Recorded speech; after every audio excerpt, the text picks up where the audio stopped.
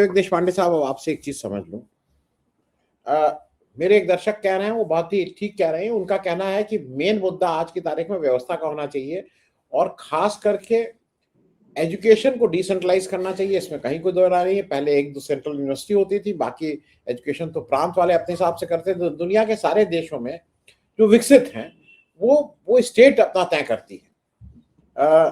हर एक स्टेट की अपनी अपनी यूनिवर्सिटीज होती हैं, अपने मेडिकल कॉलेज होते हैं, अच्छी पढ़ाई होती है। क्योंकि आप आज जब 22 लाख बच्चों को एक साथ कर रहे हैं और अगर कहीं पे भी लीक हो रहा है तो 22 लाख बच्चे वो हो रहे हैं, उससे अफेक्टेड हो रहे हैं। उसकी जगह अगर आपके पास 20 राज्य हैं, अगर आप एक एक दो लाख बच्चों का एग्जाम कर रहे हैं तो वो आप रिस्ट्रिक्ट कर सकते हैं। क्योंकि एक चीज तय है, पेपर लीक क्यों होता है? पेपर लीक केवल एक कारण से होता है, उसमें पैसा इतना ज्यादा इन्वॉल्व है कि वो पैसे के लालच में होता है। और वो पैसे का लालच छोटा मोटा नहीं होता है, जो ऊपर बैठा हुआ है उससे लेके नीचे तक। उसका एक बड़ा कारण, विवेक जी, मैं जरा आपसे भी समझ लूं, शिक्षा को पूरी तरह से दे दिया गया है आरएसएस के हवाले। अब आरएसएस के कोई भाई साहब जो है वो चिट्ठी लिखते हैं। वो भाई साहब की जब चिट्ठी आ जाती है तो उस चिट्ठी में ये देखा जाता है कि कौन सी झंडे वाले भाई साहब ने चिट्ठी लिखी, कौन से नागपुर वाले भाई साहब ने चिट्ठी लिखी। कई भाई साहब लोगों की चिट्ठी में फिर उसके बाद एक चीज कॉमन है, जो बड़े पदों पे बैठे हैं, ये बिना पैसा दिए कहीं कोई नहीं आ रहा है। पैसा तो देना ही देना है। अब अगर कोई किसी पद पे 40 करोड़, 20 करोड़, 25 करोड़, 50 करोड़ पैसा देके आ रहा है तो मानी हुई बात है विवेक जी कि वो इन्वेस्टमेंट है उसका। क्योंकि मैं इस बात को इसलिए रेखांकित कर रहा हूं, आप जितनी देर सेशन चला लीजिए, आप जितनी देर पार्लियामेंट में बहस कर लीजिए, अगर आप 50 करोड़ किसी से लेंगे और उसके बाद उसको वो पद देंगे और चाहेंगे कि हर महीने वो आपको पैसा देता रहे, इलेक्शन के समय, खरीद फरोख्त के समय पैसा दे, तो इसको कैसे रोक पाएंगे? तो एक तो मैं जरा इस पे आपसे एक वक्तव्य चाहता हूं डिसेंट्रलाइजेशन की। लेकिन जो मुख्य मांग है, क्या बीजेपी उसको डाइवर्ट करने में सफल हो रही है? मुख्य मांग अभी भी दो है। अकाउंटेबिलिटी, जो अमित शाह से पूछा जा रहा है कि अकाउंटेबिलिटी बताइए, कौन अकाउंटेबल है इसके लिए, किसने ये किया? और दूसरा, मोदी जी की माफी स्टूडेंट से।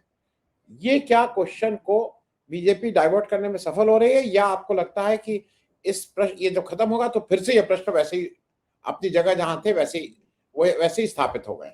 विवेक देशपांडे साहब। जी धन्यवाद मुझे बुलाया।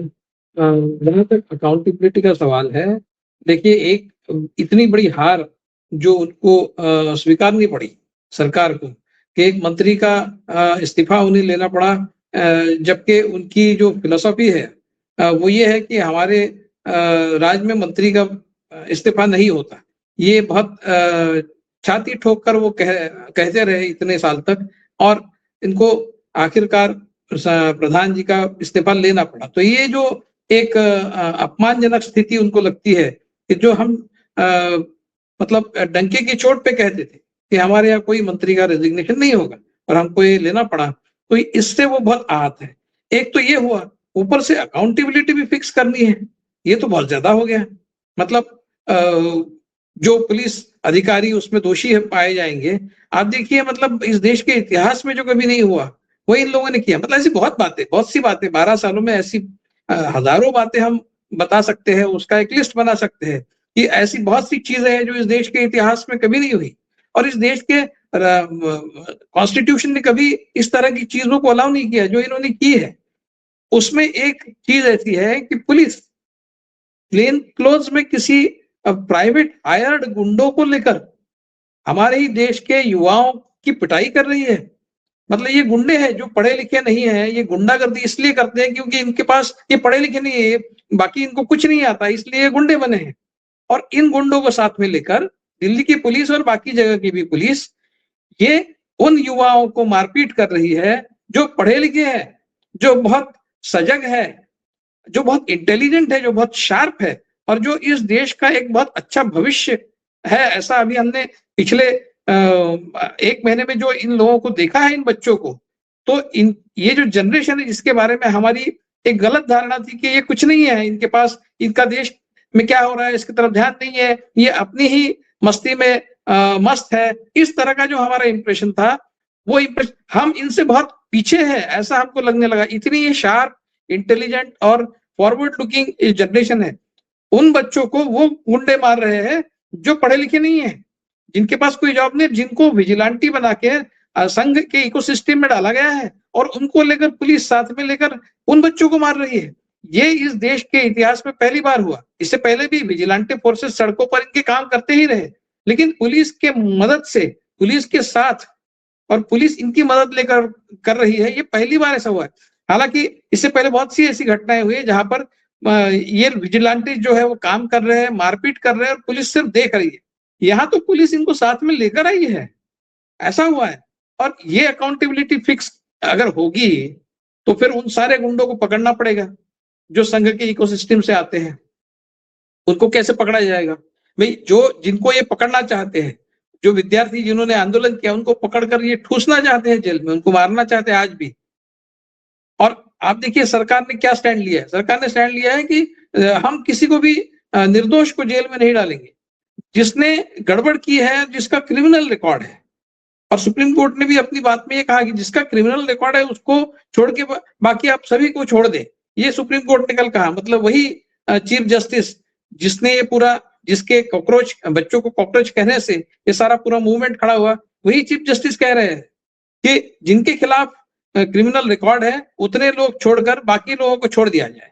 हाँ, तो ये कहने के बाद भी ये जिन्होंने पार्टिसिपेट किया और जिन्होंने कुछ गड़बड़ की, उनको हम उन्हीं के खिलाफ हम कार्रवाई कर रहे हैं, इस तरह की बात कर रहे हैं। अब ये कौन डिसाइड करेगा कौन दोषी है कौन नहीं है? कौन डिसाइड करेगा? मतलब इन्होंने उसको एक ग्रे एरिया रख दिया है कि हम डिसाइड करेंगे कि इसने गड़बड़ की थी, इसने नहीं की थी।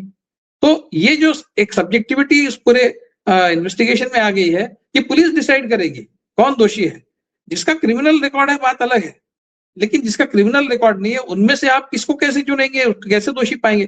तो ये सारा अकाउंटेबिलिटी फिक्स करने का जो मामला है उसमें अमित शाह की दूसरी हार होगी।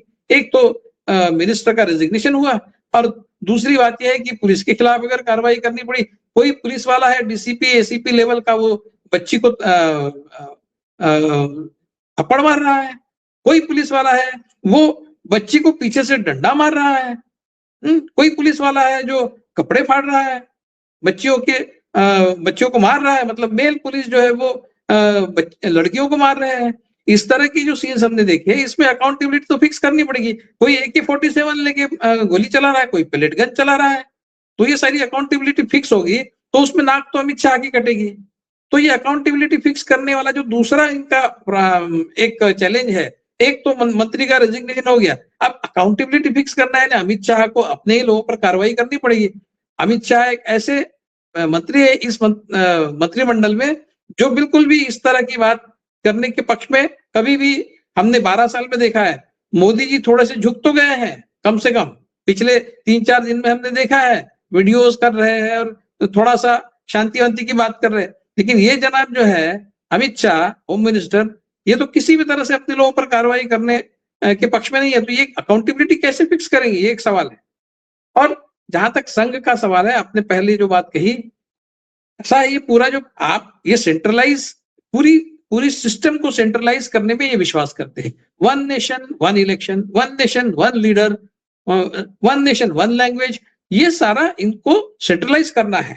जीएसटी हो, चाहे जो कुछ भी हो, शिक्षा पद्धति हो, नेशनल एजुकेशन पॉलिसी हो, कृषि के कानून हो, सारी चीजें इनको सेंट्रलाइज इसलिए करनी है कि इनको सारा कुछ अपने हाथ में लेना है। और फेडरलिज्म जो है उसको वीक करना है, और स्टेट्स के पावर कम से कम रहे और सेंटर के हाथ में सारी पावर रहे। ये इनका, आप देखिए, ये अगर ये सत्ता में और 10-15 साल बचे रहे, आप देखिए ये स्टेट्स को फिर एक बार रिड्रॉ करेंगे, स्टेट्स की बाउंड्री, ये लिंग्विस्टिक स्टेट्स को डिसमेंटल करेंगे, ये करेंगे क्योंकि इनका पहले से विरोध है, इनके एजेंडा पर है वो। तो ये सब कर सकते हैं ये लोग। अब ये जो पेपर लीक का मामला हुआ, ये सेंट्रलाइजेशन की वजह से इसलिए हुआ कि इनको सारी चीजें अपने हाथ में लेनी थी। और संघ जो है, संघ के जो सारे, जैसे हमने देखा कि सारे प्राइवेट कंपनीज हो चाहे PSUs हो, सारों के जो कॉर्पोरेट सोशल रिस्पॉन्सिबिलिटी के फंड्स जो है, उस 90% संघ के सारी संस्थाओं को जाते हैं। इसमें इंडियन एक्सप्रेस में इसके बारे में डिटेल स्टोरी भी आ चुकी है। तो ये सारी चीजें अपने हाथ में लाना चाहते हैं। कोई भी चीज हो, पैसा हो, सत्ता के जो जितने भी पर्याय होंगे वो सारे अपने हाथ में रखना चाहते हैं। अब यहाँ पर पेपर लीक में आप देखिए, सारे जो पूना के लोग पकड़े गए हैं, इनका बैकग्राउंड चेक किसी ने नहीं किया है। लेकिन एक बहुत कॉमन सेंस की बात है कि संघ मतलब बीजेपी की सत्ता आने के बाद संघ ने शिक्षा पद्धति में और शिक्षण व्यवस्था जो है, शिक्षा व्यवस्था जो है, उस व्यवस्था पर जिस तरह से कब्जा किया है, यूनिवर्सिटी के वाइस चांसलर से लेके चपरासी तक सारी जो अपॉइंटमेंट्स है वो संघ के लोगों से ही होती है, और उसमें भी अपर कास्ट ये भी है। पीएचडी का एनरोलमेंट हो, चाहे रिजल्ट्स अगर आते हैं तो रिजल्ट्स में उसके बारे में दिल्ली विश्वविद्यालय के एक प्रोफेसर ने एक बड़ा डिटेल सा प्रेस कॉन्फ्रेंस भी किया था, उसमें सारी बातें उसने उजागर की थी किस तरह से ये अपर कास्ट को अपर हैंड देना चाहते हैं, और उसने स्टैटिस्टिकली प्रूव किया था ये। तो ये सारा जो आरएसएस का प्रोजेक्ट है, शिक्षा व्यवस्था अपने हाथ में लेकर, आप देखिए आने वाले समय में, मैंने अभी कुछ कहीं सोशल मीडिया पे पढ़ा कि कोई एक यूट्यूबर है, वो अभी जंतर मंतर में आंदोलन करने वाला है रिजर्वेशन के खिलाफ। तो ये कॉकरोच जनता पार्टी में फूट डालने की एक कोशिश अभी नए सिरे से इनकी स्पॉन्सर की हुई आने वाली है। ऐसा मतलब पता नहीं कितना सच है झूठ है, लेकिन वो रिजर्वेशन के खिलाफ और कह रहा है कि 24 घंटे में 50 लाख फॉलोअर्स मिले हैं वगैरह वगैरह। तो रिजर्वेशन के खिलाफ अभी इनका आंदोलन, ये खुद नहीं कहेंगे लेकिन ये पब्लिक प्रेशर लाएंगे और ये रिजर्वेशन भी खत्म करेंगे। आप देखिए आज नहीं कल, कल नहीं परसों ये करना ही है। तो ये सारा शिक्षा व्यवस्था अपने हाथ में लेकर, और फिर इसमें से पैसा भी बनाना है, मतलब ऐसा नहीं भ्रष्टाचार में, ये कांग्रेस का हमने समय देखा है, और हम उस समय कांग्रेस को बहुत गाली देते थे कि कितने भ्रष्ट लोग हैं। लेकिन आप इनका जब भ्रष्टाचार देखते हैं, मैं अपने शहर में देखता हूँ ना, कांग्रेस के बहुत से नेताओं ने बहुत सी जमीनें कब्जा किया था जमीनों पर, और आज जब देखता हूं तो इनके जो बड़े लीडर्स हैं, उन्होंने जो रियल एस्टेट में अपना पैर जमाया, आप कल्पना नहीं कर सकते। इतना जबरदस्त तरीके से इन्होंने हर चीज में भ्रष्टाचार किया। मतलब कांग्रेस के लोग इनके सामने अप्रेंटिस नजर आएंगे भ्रष्टाचार में, इस तरह की स्थिति है। तो उस सिस्टम, शिक्षा के सिस्टम में से भी पैसा बनाना है और अपने लोगों को उसमें घुसाना है। तो ये जो इनका एक प्रोग्राम है, उसके तहत ये सारे पेपर सेटर्स जो है, आपको क्या लगता है क्या ये पेपर सेटर्स आरएसएस के सिस्टम से नहीं आते? इन्होंने प्रोपेगेंडा कुछ इनके लगाए यूट्यूबर्स पे, उन्होंने बीच पे ये भी प्रोपेगेंडा किया था कि ये एनसीपी और कांग्रेस के लोग हैं। अरे भाई एनसीपी और कांग्रेस के है तो तुरंत आपने इनके खिलाफ तो कार्रवाई करेंगे, हम करेंगे कार्रवाई, इस तरह की बातें करते हैं। लेकिन ये सारे जो कुलकर्णी और वो मांडरे और ये सारे जो लोग हैं, ये संघ के इकोसिस्टम से आते हैं, इसके बारे में मेरे मन में कोई शंका नहीं, क्योंकि ये किसी दूसरे को आने ही नहीं देते, ये अपने ही लोगों को उसमें घुसाते हैं, और ये सारे इन्हीं के लोग हैं, इसमें कोई डाउट नहीं। और जहां तक पैसे के लेन देन का सवाल है, आरएसएस के हमारे रिश्तेदार ने मुझे बताया है, उनकी एक स्कूल चलती थी, उसमें मैंने कहा कि अभी तो हो गया आपका, आपकी सत्ता आ गई, तो अभी आपको पैसे वैसे देने की जरूरत नहीं पड़ती होंगी, क्योंकि कांग्रेस के जमाने में खोखे लेके जाने पड़ते थे, पेटी लेके जानी पड़ती थी।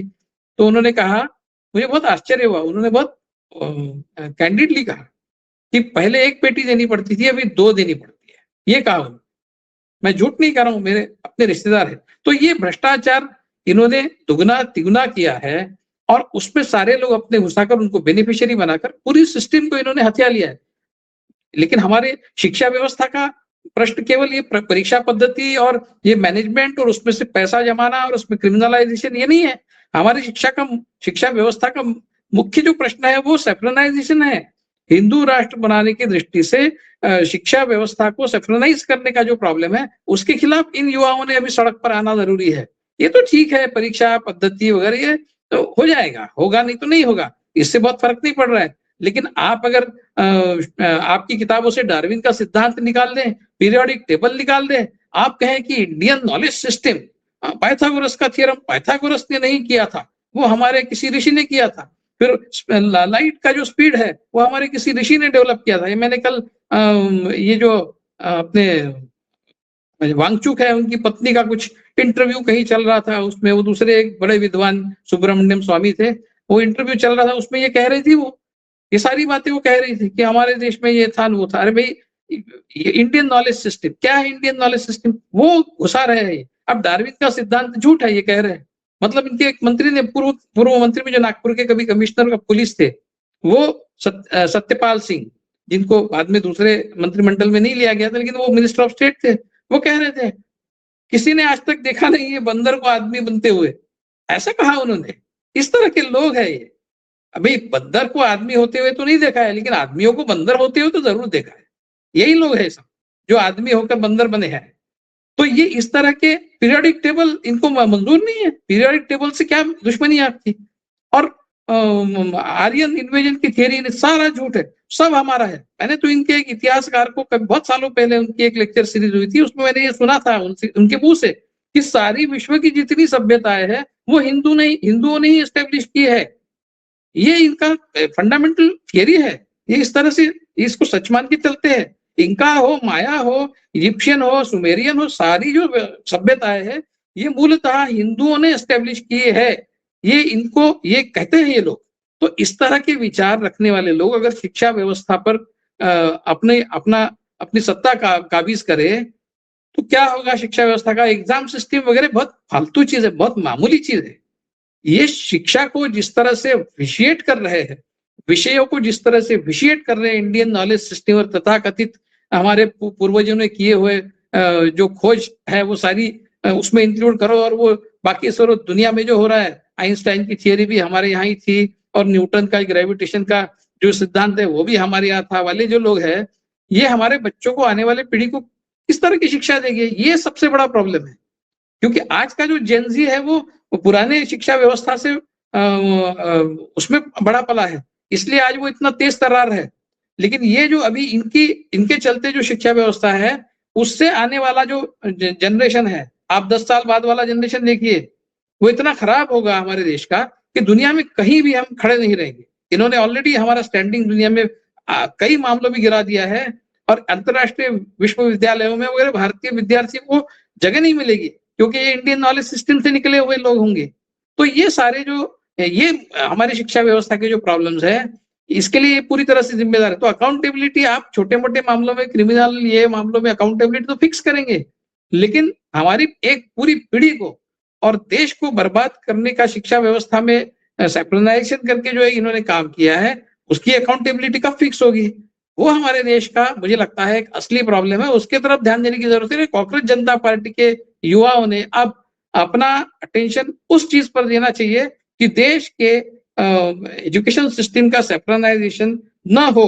मुगलों का इतिहास किताबों से निकाल दे, फिर क्या बचता है आपके पास? क्या बचता है आपके पास? 300-400 साल का इतिहास ही आप पढ़ाएंगे नहीं बच्चों को, फिर 300-400 साल में जो हुआ वो क्या बताएंगे आप? एंशिएंट बताएंगे और मॉडर्न बताएंगे, बीच वाला जो मेडिवल है आप पढ़ाएंगे नहीं। इस तरह की जो प्रॉब्लम्स है, ये प्रधान अपने मन से कुछ नहीं कर रहे। प्रधान का रेजिग्नेशन ये तो बहुत इंसिडेंटल है।